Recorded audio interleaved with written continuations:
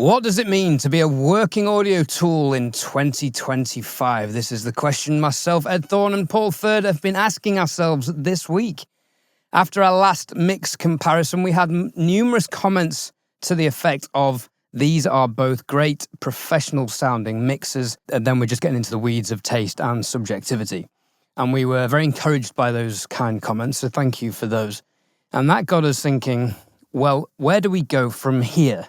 What do we need to do now we've achieved or attained a certain level of skill and ability? What do we need to do to really polish the edges of our mixing careers? And what does a career in music actually look like for both of us in 2025? Now, Paul and I, in typical Ed and Paul fashion, have very different approaches to this, partly kind of lifestyle-wise and professional-wise, and what we've done so far leading up to this point. So we've got a few things to discuss, but for me, a professional career in music kind of looks like what I'm already doing, which is a very fortunate position in that I do about 2 days a week live sound. That pays basically enough to pay all my bills, and then anything the studio makes, whether it be from YouTube or the podcast or mixing, is added on, and I can buy stuff and go on holidays and furnish my flat, which is a very fortunate, luxurious position to be in. So I'm kind of already doing it, but I do want to do more of the studio stuff because that's where my heart is. What does a career in music look like to you, Paul? A shit ton of hard work. That's what it looks like. I think. But you already do a shit ton of hard work, just on loads of different things. You do work when you're at work. I know, it's crazy. Don't tell his boss. But yeah, I think one of the main things that you need to understand is that a career in audio isn't something that comes overnight. You genuinely need to put years and years. It's not hours, it's years and years and years of work. And we've talked about, the importance of learning from your mistakes and just making more mistakes and getting better and better, which is what we've done on this podcast. And it's been great to have, we're noticing a lot more comments from people who's been with us from the early days and being like, it's really great to see your journey and how you guys have advanced and developed over time. So that gives me an idea for another episode. We were just talking about what episodes we can do off air, and we should do one where we do a before, a then and now. Yeah, we should, yeah. Anyway, sorry, Karen. Yeah. So, yeah, I think that the pathway to a career in audio is going to look different for everybody. But I think, what the reality is for many people is that you're not going to get an internship. The T-boy days are pretty much gone. To the point where I'm in a position that I never thought I would be in, where I've now got people asking me, mate, could I come in your studio? Could I get a bit of work? I'll do it for free, man. I just want to learn stuff. I've got, mums and dads coming to me saying, yeah, my son's getting really, really into audio, and yeah, he's doing a college course, and yeah, could he intern for you? And I'm like, no, because it's I could do it. And a part of me was thinking, Laura, should I do it? And she was like, no, Paul, you're doing enough. Right, but I'm trying to get you back off. Getting an assistant. It depends if you can delegate, though. So if this person can come in and can do all your mix prep, can set up your recording sessions, can do the exporting, the even, I was going to say video editing, but let's not take the piss. I know. But you get the idea. I'm sure there's things they could do. I mean, I had a guy who's now a friend of mine approach me and say, hey, man, I'd really like to assist for you. And in my head, I was like, if I was getting any clients, I'd love to give you some assistant work. But the reality was then, I wasn't. Whereas now that's changing a little bit. I'm still a little bit away off needing an assistant because I can manage it myself. But yeah, maybe you should, even if it's like a day a week, I'm sure you could find something. Yeah, but I think that's what's difficult, is that I understand why a lot of studios, and I know a lot of studio owners are like, I just can't do it. And one of them is sadly trust.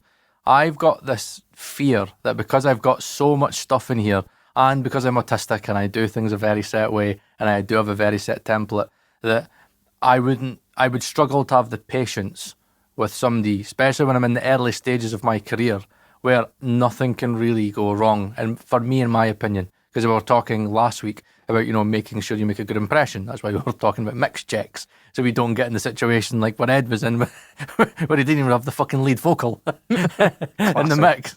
Classic. But, what I mean? So I wouldn't like to put certain, mistakes onto, somebody that's learning and putting responsibility on their shoulders, which then impacts me. I think, a lot of, intern jobs and a lot of the T-boy role is really for more established mixers that, could have got more time.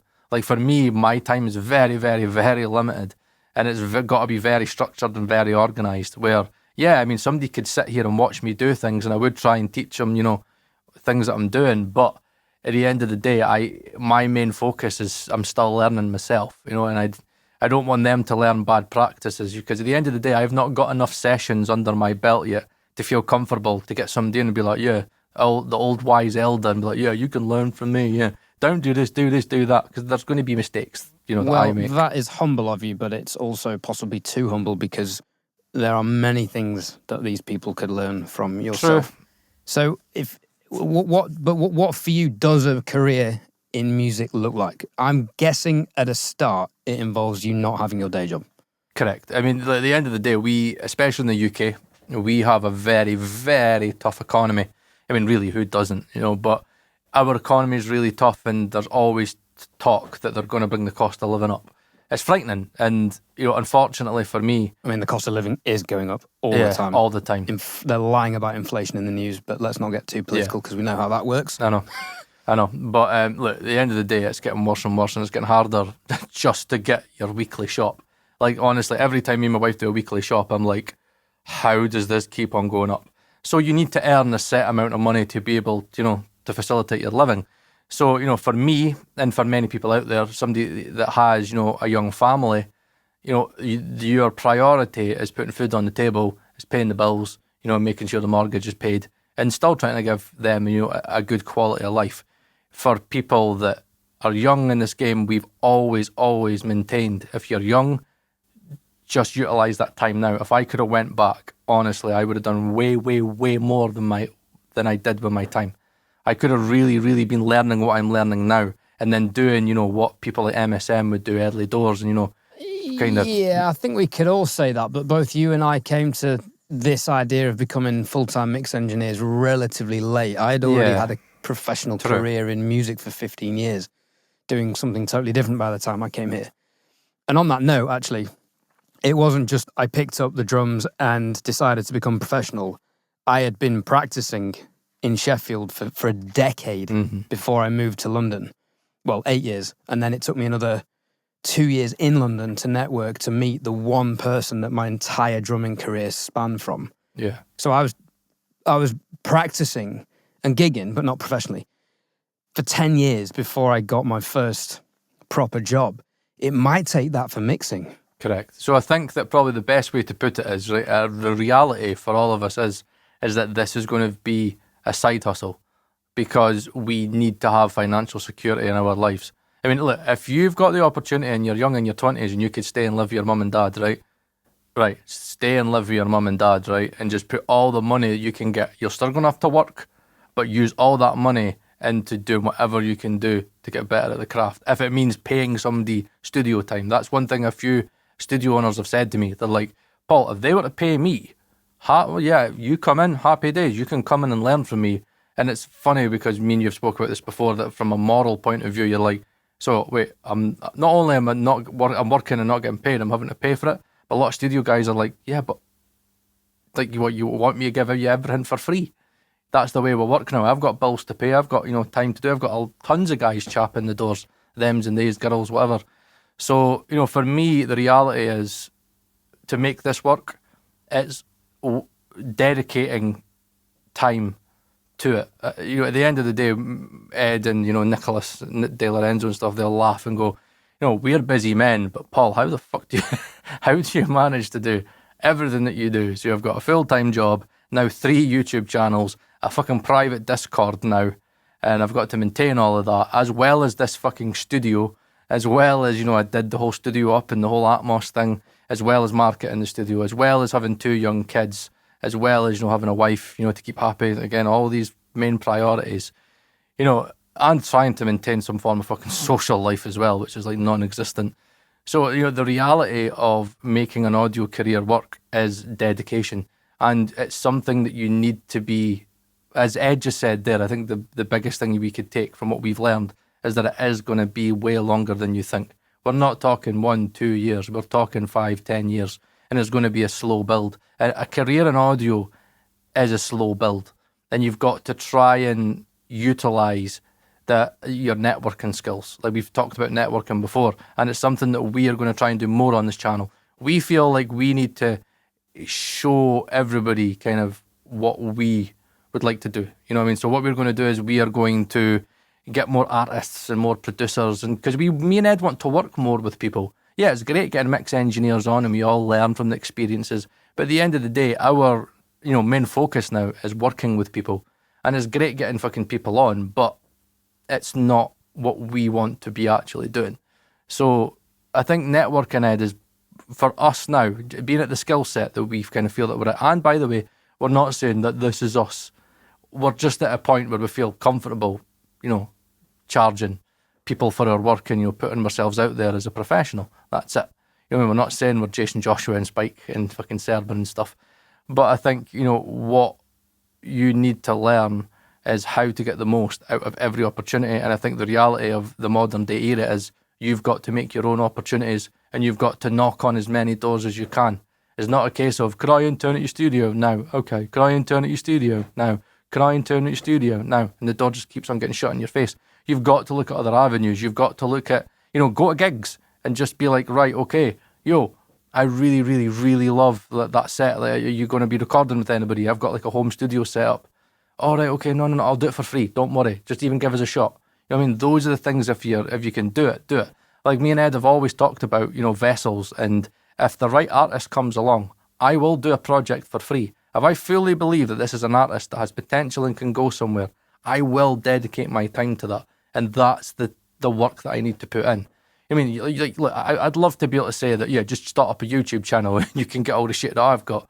It doesn't work like that, right? Me and Ed are just very, very fortunate that takes years as well. Yeah, that takes years as well. But you know what I mean? Lots of work, which is why most channels don't get past 10 videos. I mean, if you think about like what I've got my own channel. It's got now like 26,000 subscribers or whatever. We've got this, which is again, it's opened many networking doors for us as well, keeping us in the craft of mixing. Then I've got the new like Mixphones channel, which is trying to teach people how to mix professionally on headphones. You know what I mean? I'm trying to get myself in a network of people, and hopefully in that network there'll be people that I can work with. That's something that Nicholas De Lorenzo does so well.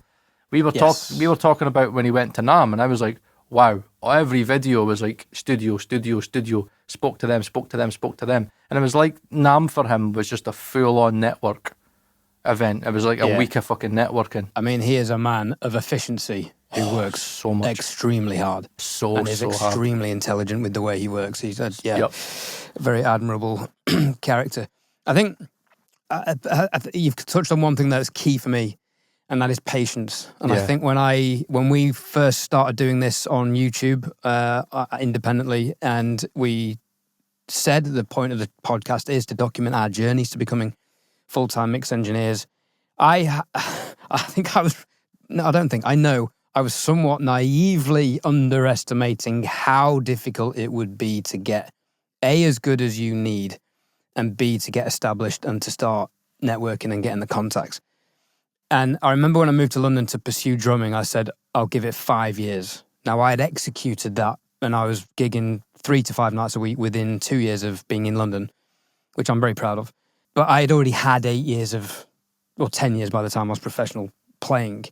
So with mixing, I almost forgot that and thought, I've done live sound, whatever, to get in the studio. And there was so much to learn I didn't realize. But the point being about being patient, patience is not my virtue.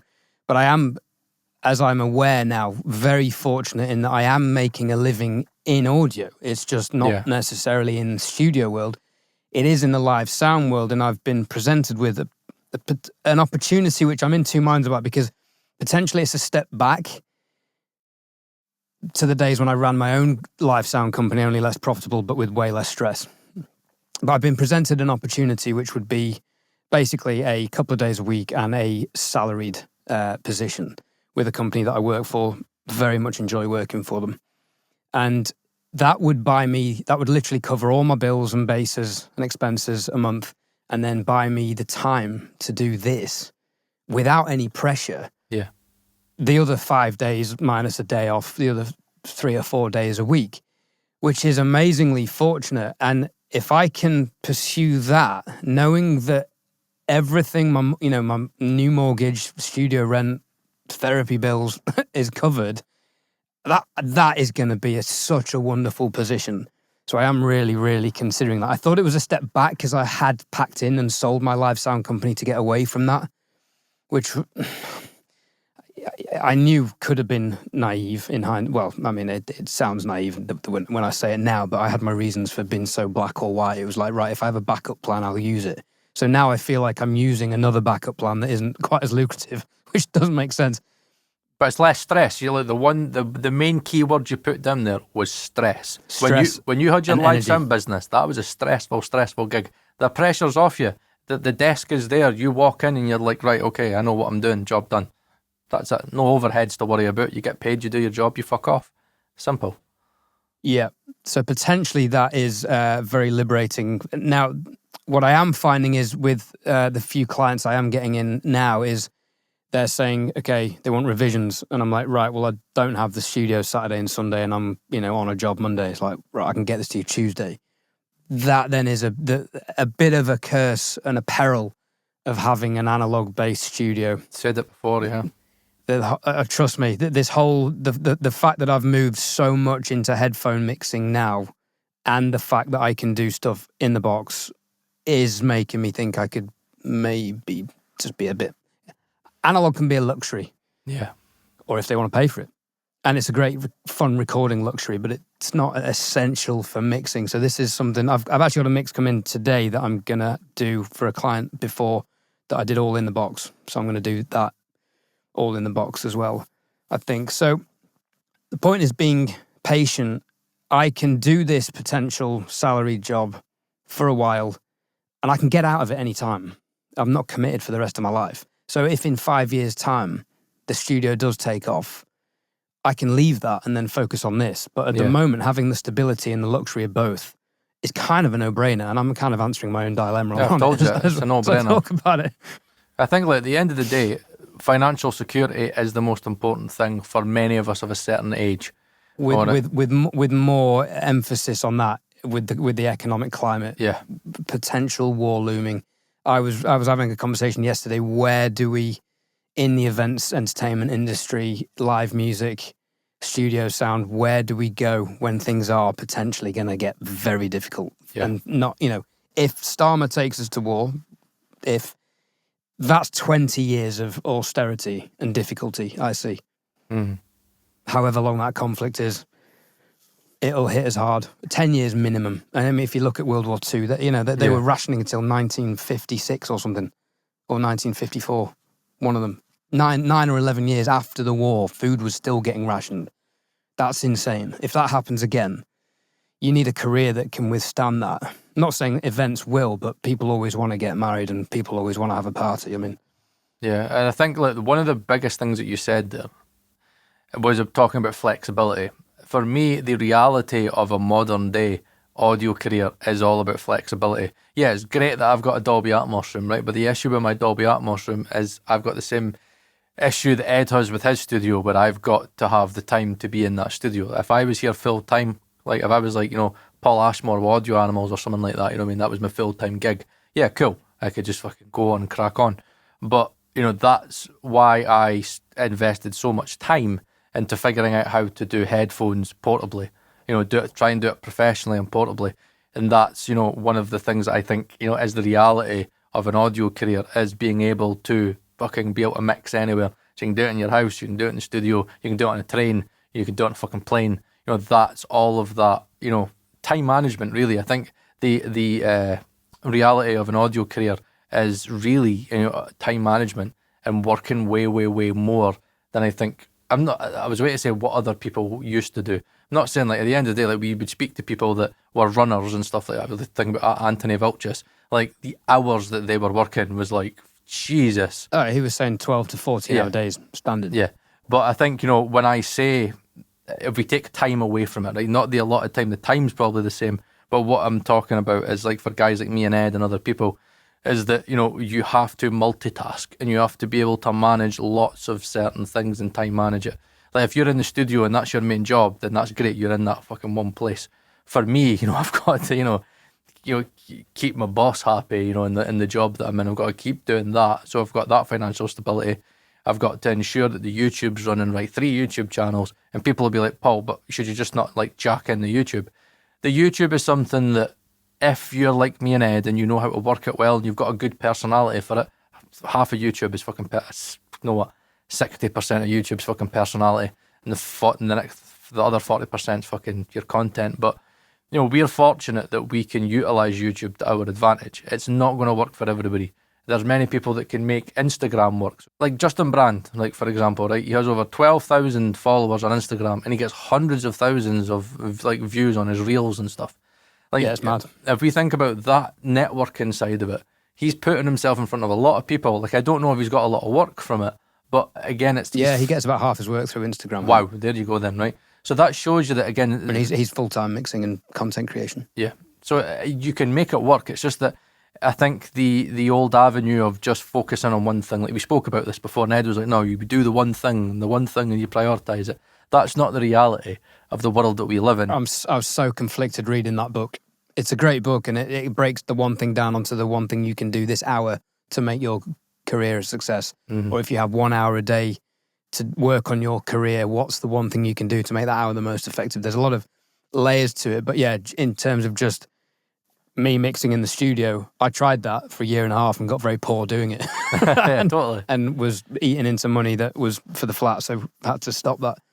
So it can work, but yeah, reality, it's unlikely to work. And as we're discussing, we need to be patient and do different things. But you're in a great position though, Paul, because you're, in terms of YouTube personalities, people gravitate to you, right? People gravitate towards Paul in life like a wounded deer. Like I wondered where you were going, what analogy you were going to fucking use for that. I was like, this isn't going to be great, is it? People just want to help him and nurture him along, and he has all these amazing people around him.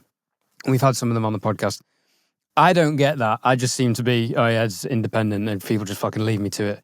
And I have to go and ask for help, which is very much not how I was raised. Mm. But Paul's got the personality on YouTube, but you've also got the foresight. Your channel is your brand, and you became popular and notorious for your brand. And although you've softened the edges a little bit to play the game a little bit, the political nature, the landscape of it a bit better, that's your personality. The podcast is a vessel for us to really pursue mixing and the craft, and that's a fantastic thing, and network to an extent and meet people.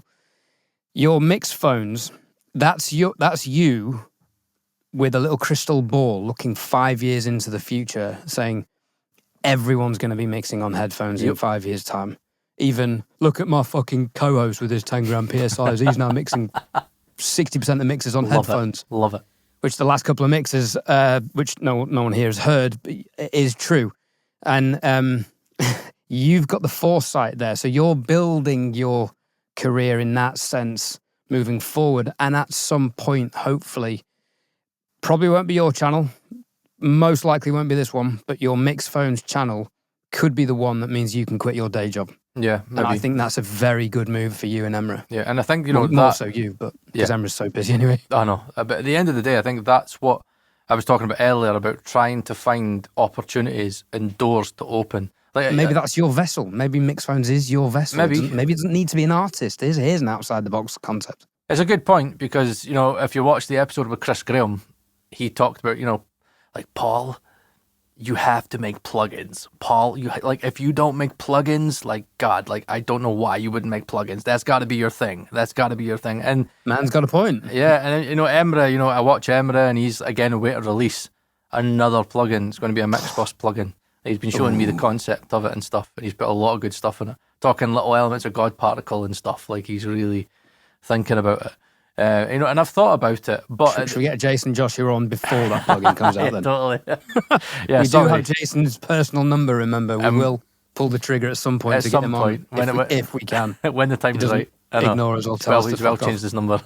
But yeah, I think it's trying to see you as an individual and trying to understand that the audio world these days is very multifaceted. And before there was one avenue, it was get yourself in a studio. That was the avenue. Get yourself in a studio. Get yourself in a studio, mix. Wait till you get the opportunity, it's like fucking mix engineer is like sick or something, you've got to fill in and then work on it session by session. That's not happening anymore, right? It's more of an individual world now. It isn't a team anymore. Like the Anthony Vilchis days, are, you need to be, as he said quite rightly, to make a career, you need to up sticks and move to Music City, whether that be Nashville, LA, New York, London. Ed's in London, you know what I mean? But the problem Ed's got is it's so unbelievably competitive.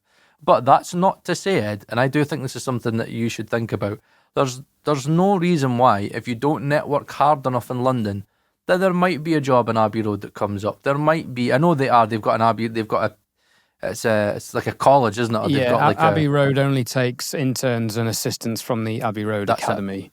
RAC has a 3-year waiting list, and I can't remember the others off the top of my head. But there's a reason why it's virtually impossible to get in all of them. And also, they're taking fresh-faced, energetic 19-year-olds. I have an opinion. That doesn't work in a lot of these places. True, but I do think that, again, I know some of the contacts that Ed's got that are in some quite big studios, and I do think that, that if Ed keeps on going at it and is still even more patient, if he works and just keeps on at that level of consistency, as Ed has told me so many times, Paul, you've got to be that good that you can't be ignored. And I think that where Ed is, he's in Music City. And I think if he was to continue to network, again, look, me and Ed are very British in the way that we work. We're not very American, where, Americans we found when we went to LA is very like network. It's like, yeah, I'll work with you if you work with me. Here's my card, blah, blah, blah. We are very personal. You know what I mean? We never want to be in a position where we would like abuse our relationship with MSM. I wouldn't abuse my relationship with Emra. I wouldn't abuse my relationship with Prizzy or, Tour Medina or some like other A-list mixers that I've got in my network that people don't even know about.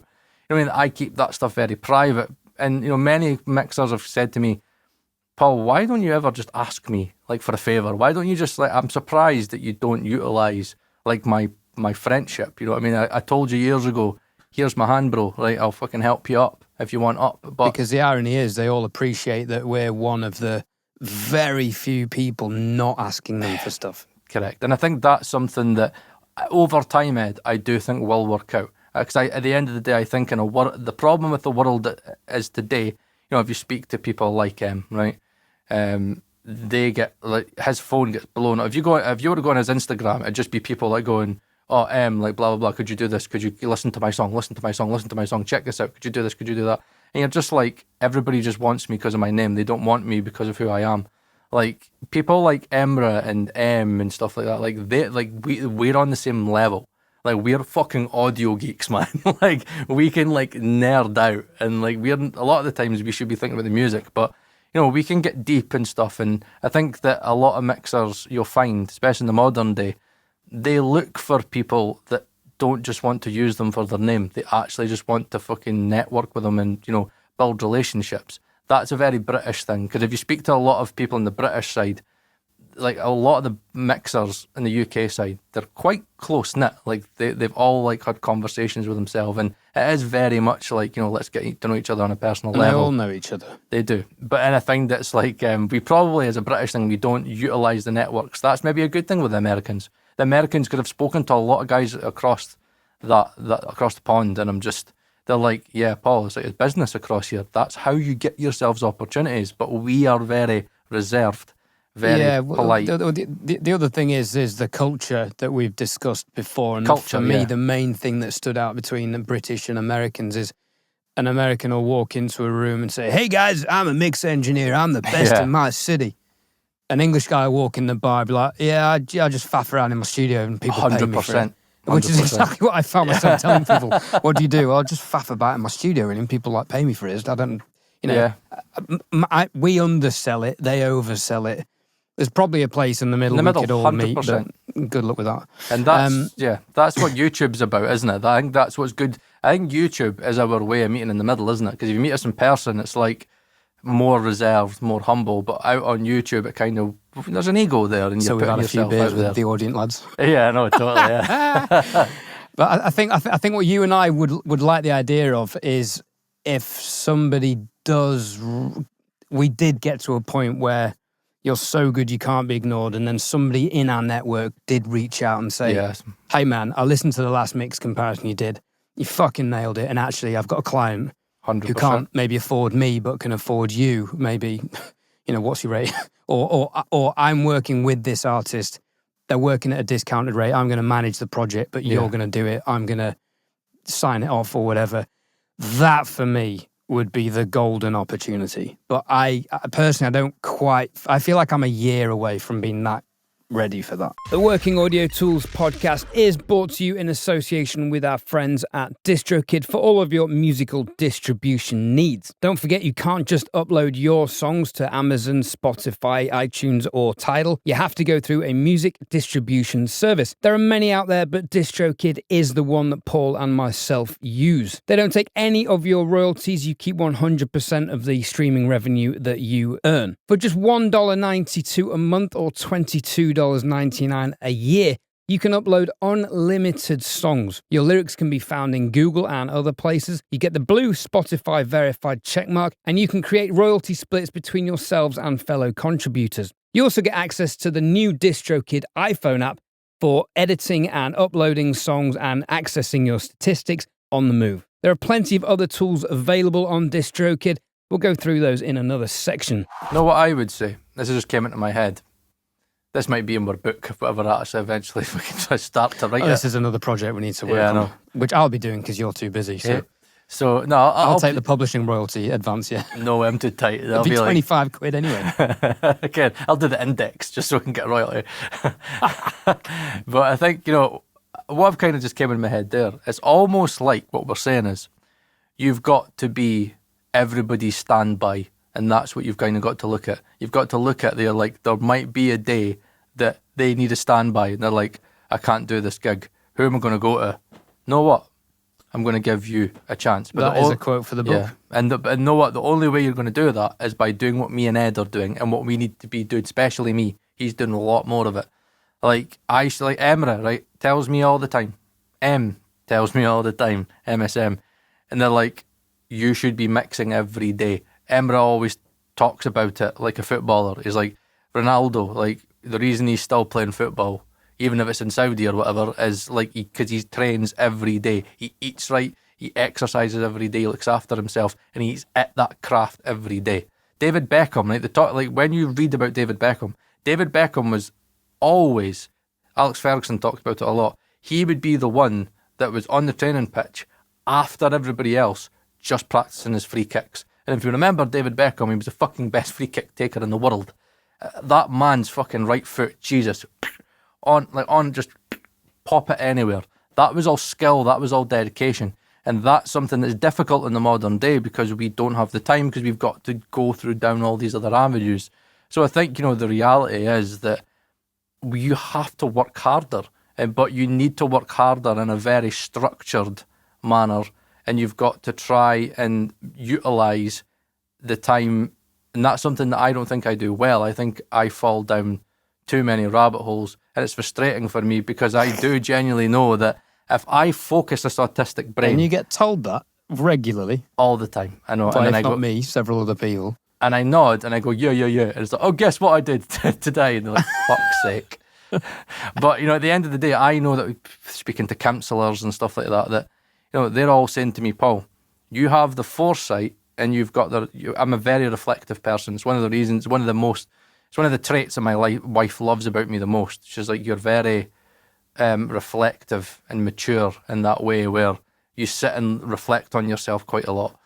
So I know that when I take this autistic brain and I hyper-focus with my ADD and I put that hyper-focus into something, or it could be just maybe 2 or 3 things, I can excel at it and I can get the most out of it. It's just that I just try and do too much and my autistic brain goes, piece of candy, piece of candy, piece of candy, piece of candy. Before I know it, I'm doing like 8 things at once. I'm like, fuck. When that would overwhelm a lot of people, but I don't know, that's stuff I enjoy. But I think the modern day approach needs to be, it's not one way, it's maybe 2 or 3 ways, but you've got to dedicate yourself to these ways. Because at the end of the day, right, you could be doing a job that you absolutely fucking hate, right? You can despise it, but at the end of the day, you start slacking on that job, then you don't have the financial security to be able to do the other stuff.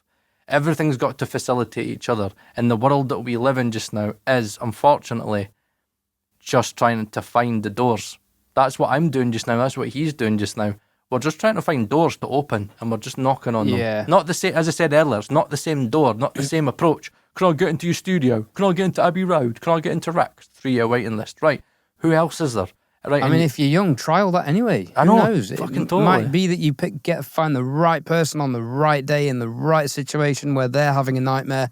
Yeah, I need someone today. My intern's ill. 2 people are away. Have you worked a desk? No. Fine, I'll show you. Do you know how Pro Tools works? Yes, cool. Yep.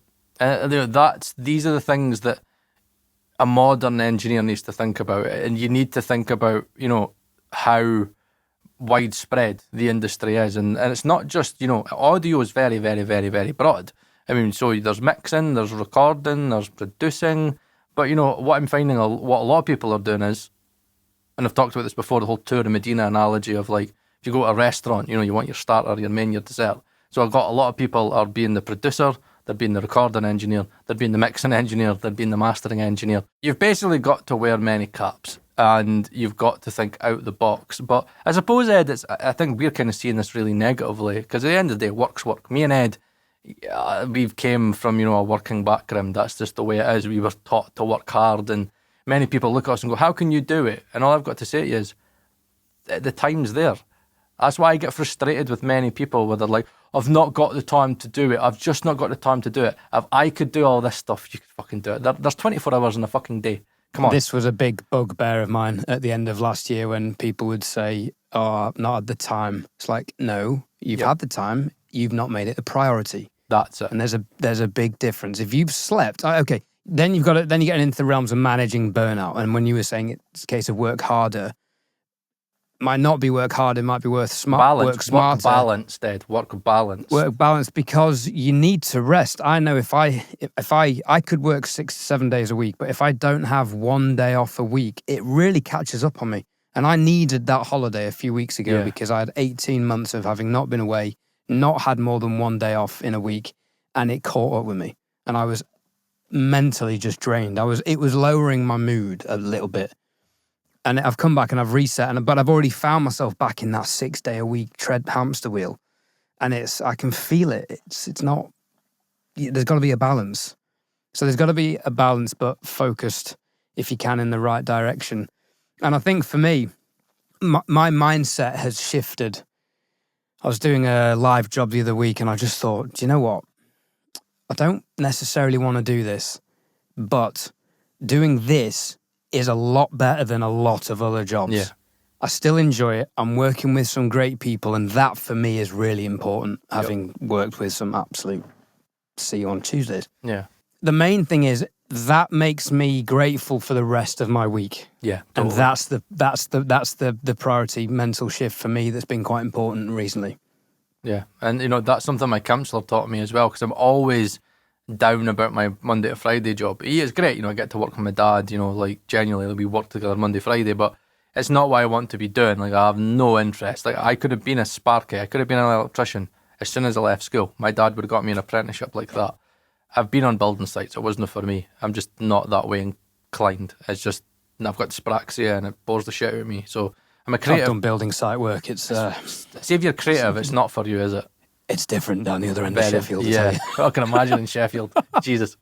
But, at the end of the day, I think what is important is that you've got to find a way of keeping your toe in the water. You've got to find a way of keeping yourself in audio, in music, no matter what it is. For me, it's this podcast, it's YouTube, it's mix phones, it's, this studio. So, for example, we, in the studio, we had a sound bath in here, which is basically like somebody comes in and they've got all these bowls and they have like their own resonance frequencies and stuff, and the guy had a didgeridoo and shit like that. It was mental, but like it was fun, but it was still something, right? Where can you tell what it is yet? I did. I was like, Rolf Harris ruined the didgeridoo for you, did he? He was like, I did, me every fucking time, and you're just another prick. This will get us cancelled. I know. Of all the things we've said, that'll get us cancelled. Totally.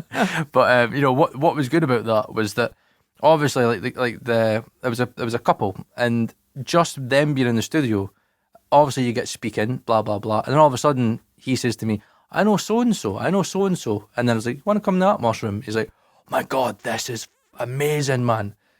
he'll go away and tell everybody that he knows in my local area, I was in Paul Third's studio. Where is it? In Errol, up the road. Yeah, man, oh, I hear his Atmos room. Guy knows what he's doing, he's clued up, want to see his stuff, blah, and that.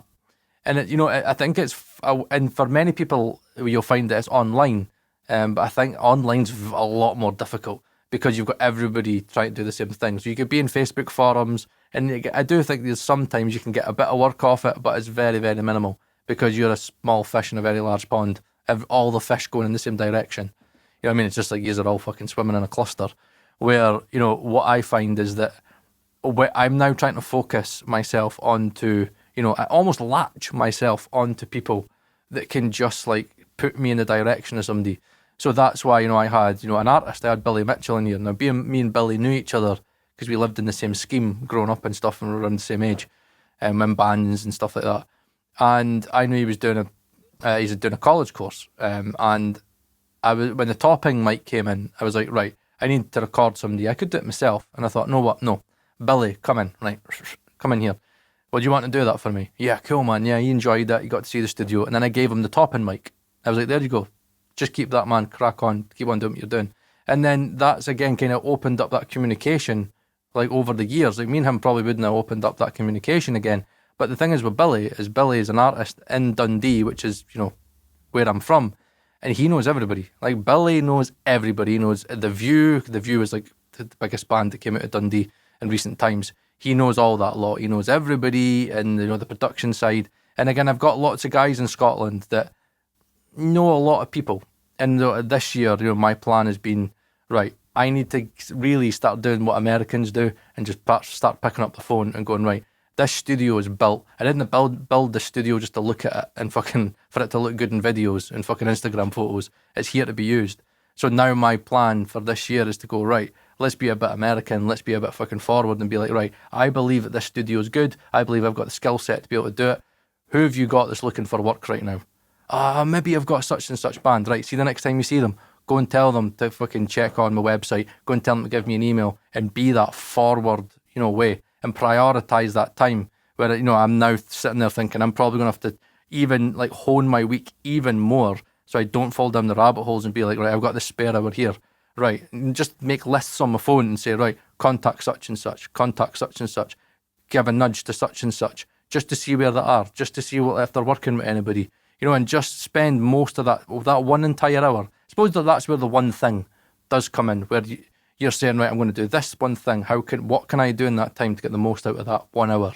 And just like send lots and lots of messages away and keep that dialogue going. It's hard because I'm autistic and I try not to fucking socialise with people, but it's so important to just look at always be thinking doors, right? Yeah. Is there a possible door I can open? Right, who do I need to get to maybe get me to that fucking door handle? You know what I mean? In terms of networking, do what Nick and Warren do. Anytime I've heard from Nick or Warren, they're driving. Oh yeah. They're killing two birds with one stone. They're sat in traffic and they're voice noting people, and you don't even need to touch your phone. I mean, I do not recommend using your phone while driving. That is illegal for a good reason. But use Siri. Hey Siri, send X and Y a text message. Okay, Ed, what would you like it to read? Spell it out. I mean, it's a little bit infuriating when it gets it wrong, but if you pause on my Siri, if you pause for like a second, it'll just say, okay, text said, no, keep going. And then it'll say, oh, okay, keep going. And no, don't type that. And then you have to start again. And I nearly crashed to that. So I think, the way that, you can see the things, the way the conversation is going is that we are having to, utilise as many different avenues as we can. And that's the modern way of getting into an audio career. An audio career is very multifaceted, and you have to be aware that there might be certain things that you might have to do, but as long as it's audio related, as example, Ed's doing the live sim stuff, that may open an avenue and a door.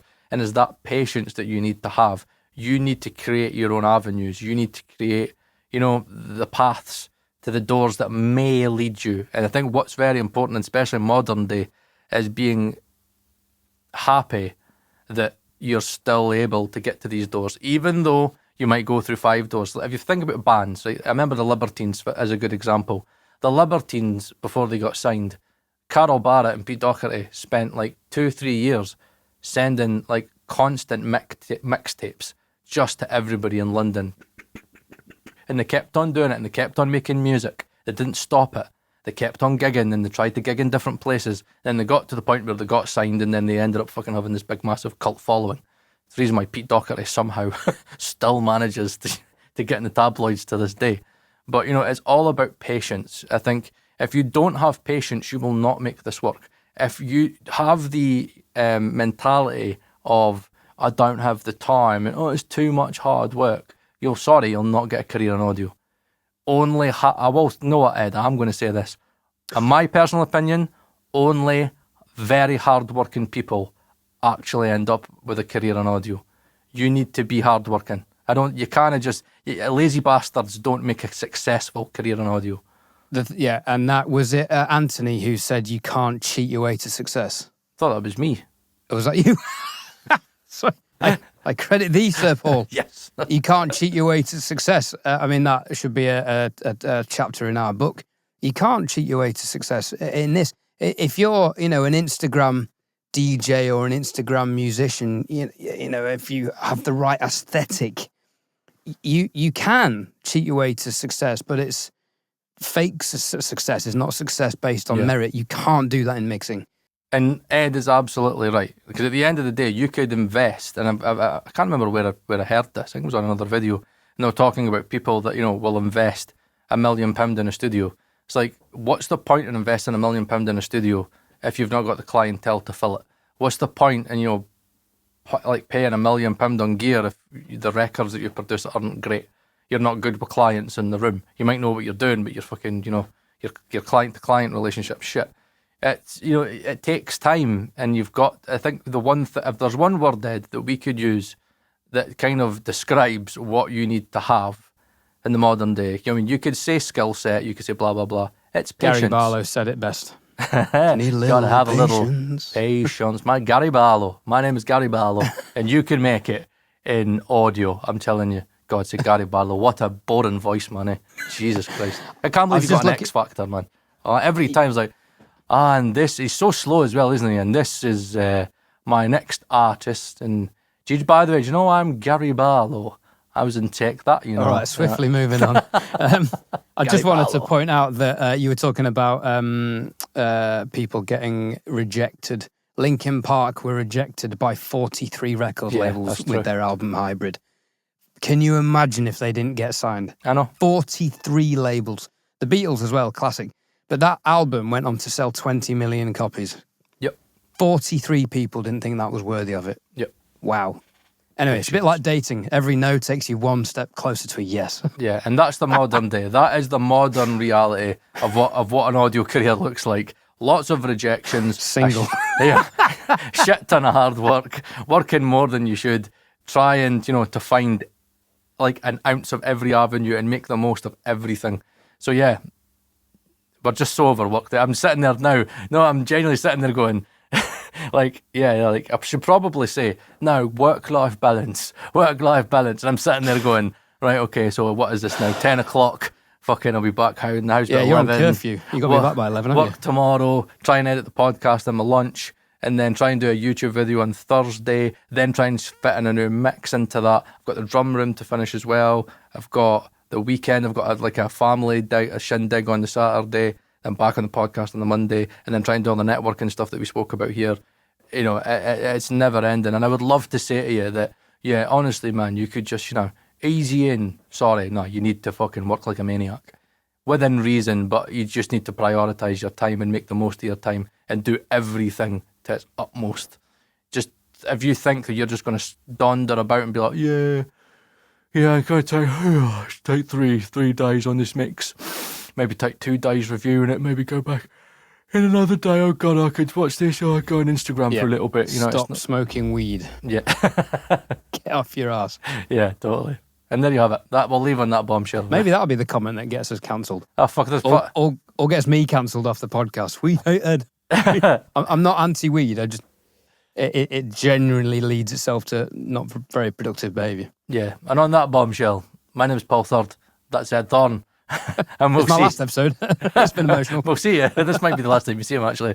Yeah, there you have it. Leave your comments down below on what an audio career and 2025 looks like to you, kind of how you've managed to get a full-time career in audio, challenges you've had, and yeah, let's just discuss it down below. And yeah, there you have it. Paul Third, Ed Thorne, signing off. We'll see you again next week. The Working Audio Tools podcast is brought to you in association with our friends at DistroKid for all of your musical distribution needs. For a little bit more, $39.99 a month, you can have 2 artists on your roster, which includes everything just mentioned. Additionally, synced lyrics in Apple Music, further streaming analytics statistics. You can create a customizable record name. Mine, for example, is Ed Thorne Rhythm and Records. And you can customize release dates, pre-order dates, iTunes pricing, and again, much more. Now, if you're an artist manager or a record label, the Ultimate Bundle gives you up to 100 artists for just $89.99 a year. And you get 1 terabyte of instant file sharing, which is useful, but also contact information for thousands of playlist curators on Spotify. This is really useful so you can pitch your artist music to playlist curators around the world, only available in the Ultimate Bundle from DistroKid.